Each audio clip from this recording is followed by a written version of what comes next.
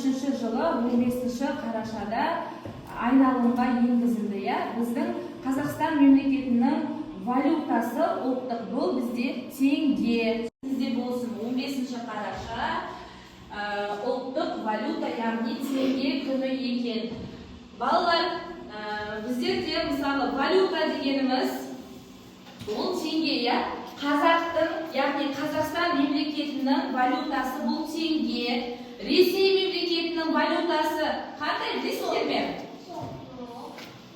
Рубль, Ресей мемлекетінің. Мынау бізде қанша ақшамыз? 2000 теңге, ал мында 500 теңге екен, дұрыс айтасыңдар. 1000 теңге екен, жарайсыңдар. Valutaların tamamı еңбек ақысына саяхат кезінде төлеуге көмектеседі. Ол әрине қазбетті бейжеді.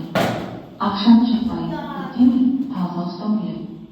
Артық ақшаны үнемді жинап. Ақшалар беремін. 3 топқа бөлме қоямыз да құрайтын боламыз. Жақсы ма? Бірінші топ сендерге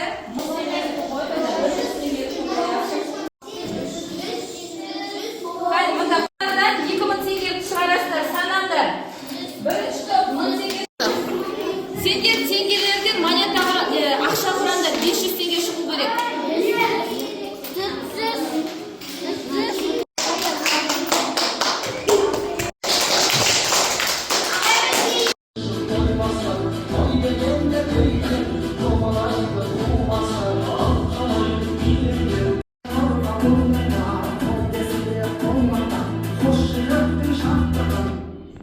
Ақша ашпайтын, қылып жоқ. Теңге тиыннан өсер, жылқы құлыннан өсер. Ақша кетуге тырысады, есеп ұстаудан тырысады. Арнамасын таза адам. Ақшасыз аз болады.